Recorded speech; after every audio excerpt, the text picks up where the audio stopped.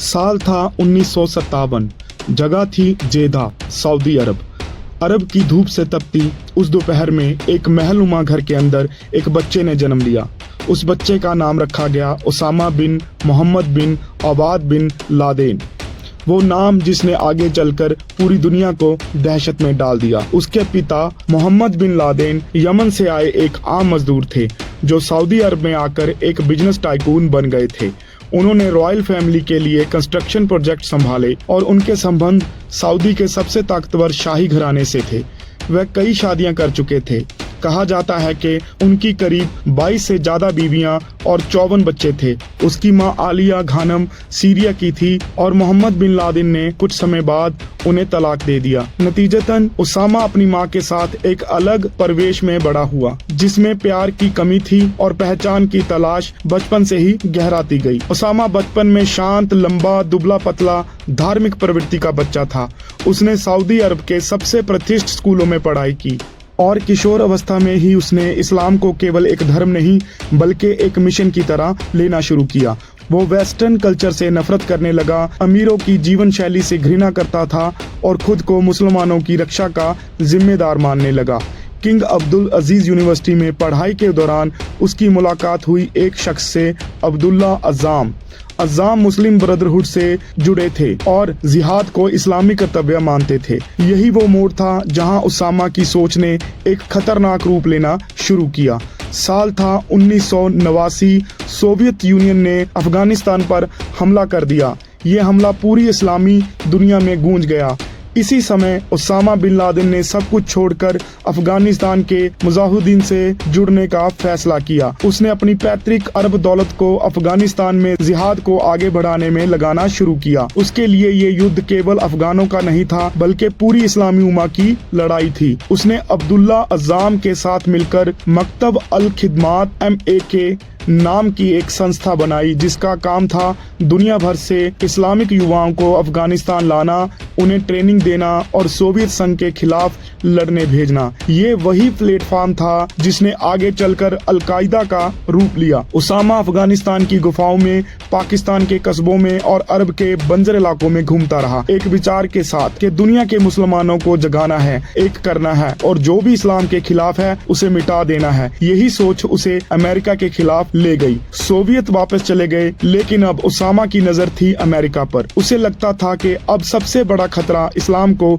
America और उसके सहयोगी देशों से है। 1991 में जब अमेरिका ने सऊदी अरब में अपनी सेना तैनात की ताकि कुवैत को इराक से बचाया जा सके तो उसामा को ये बात बहुत गहरी चोट दे गई। उसने इसे पवित्र भूमि का अपमान माना और सऊदी सरकार के खिलाफ बोलना शुरू कर दिया। उसे देश से निकाल दिया गया। फिर वो सूडान चला गया जहां उसने अलकायदा को एक ठोस संगठन बनाना शुरू किया। 1996 में अमेरिका और सऊदी अरब के दबाव में सूडान ने उसे निकाल दिया। उसामा अब अफगानिस्तान लौट आया, इस बार पहले से ज्यादा कट्टर विचारों के साथ। तालिबान ने उसे शरण दी और यहीं से शुरू हुआ आतंक का सबसे खतरनाक दौर।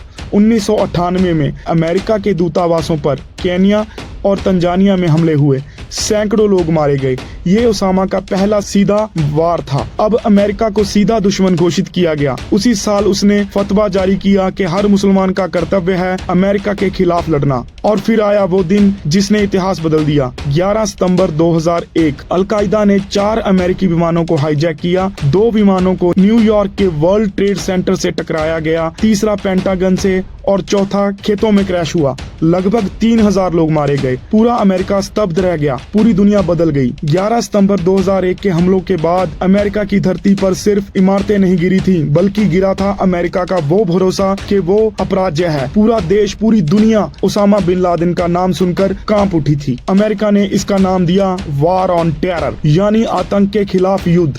और सबसे पहला निशाना बना अफगानिस्तान, क्योंकि वहां तालिबान सरकार खुलेआम उसामा को पनाह दे रही थी। 7 अक्टूबर 2001 अमेरिका ने अफगानिस्तान पर हमला बोल दिया। B-52 बम वर्षक विमानों, टॉम हॉक मिसाइलों और स्पेशल फोर्सेस के साथ अमेरिका और ब्रिटेन की सेना ने तालिबान के ठिकानों को नष्ट करना शुरू किया।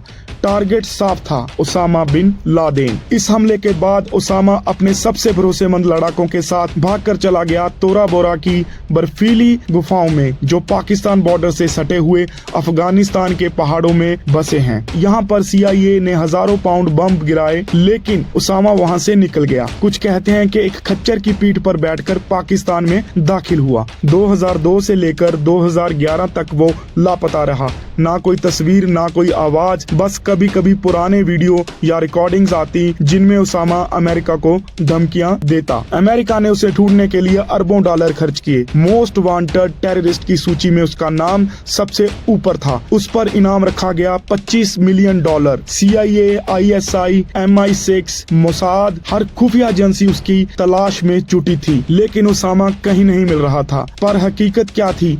ओसामा पाकिस्तान में छिपा हुआ था, एबटाबाद नामक एक शांत पहाड़ी शहर में। जो हैरान करने वाली बात थी वो ये कि ये शहर पाकिस्तानी मिलिट्री एकेडमी के महज 1 किलोमीटर की दूरी पर था। वो एक 3 तल्ला मकान था, बिना इंटरनेट, बिना फोन लाइन के, 18 फीट ऊंची दीवारें, लोहे के गेट और केवल एक टीवी एंटीना। यहाँ ओसामा 5 बच्चों, 3 बीवियों और अपने सबसे करीबी बॉडीगार्ड्स के साथ छिपा बैठा था। CIA को उस घर पर संदेह हुआ 2010 के अंत में। उस घर में कोई ऐसा रह रहा था जो कभी बाहर नहीं आता था और जो कभी खिड़की तक नहीं खोलता था। एक संदिग्ध आदमी था जिसे CIA ने द कोरियर नाम दिया।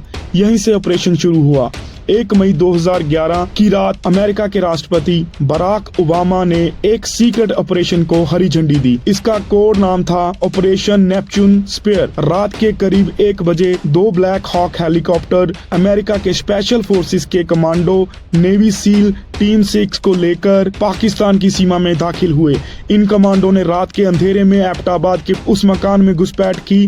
करीब 40 मिनट तक गोलियों की आवाज गूंजती रही। तीसरी मंजिल पर अपने कमरे में छिपा हुआ था Osama bin Laden. Navy SEALs ने उसे गोली मारी सिर और सीने में। उसके सामने उसकी बीवी खड़ी थी। सील्स ने शव को कब्जे में लिया, तस्वीरें ली और फिर हेलीकॉप्टर से वापस अफगानिस्तान के बरगाम एयरबेस ले गए। अगले ही दिन 2 मई 2011 की सुबह बराक ओबामा ने लाइव टीवी पर दुनिया को बताया, we got him, Osama bin Laden is dead. उसका शव समुंदर में गिरा दिया गया ताकि कहीं उसकी कब्र आतंकवाद की प्रतीक न बन जाए। ओसामा की मौत के बाद लोगों ने राहत की सांस ली, लेकिन सच ये है कि उसकी सोच मरी नहीं थी।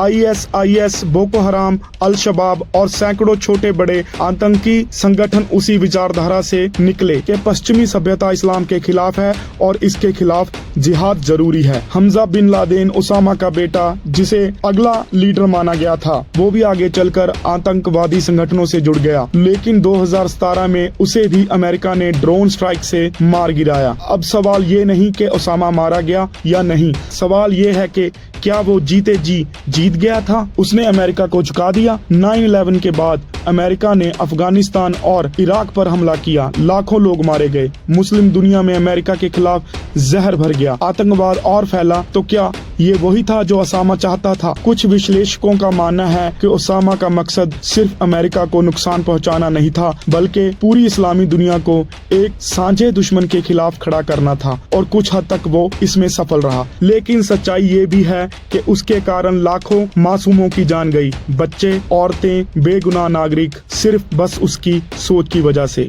वो ना हीरो था ना शहीद, वो एक इंसान था जिसकी कट्टर सोच ने उसे राक्षस बना दिया। दोस्तों, अगर आपको ये वीडियो पसंद आई तो channel the famous character code को सब्सक्राइब करना मत भूलिए और बेल आइकन जरूर दबाएं। हमारे साथ जुड़ने के लिए आपका बहुत बहुत धन्यवाद। मिलते हैं जल्दी ही अगली वीडियो के साथ।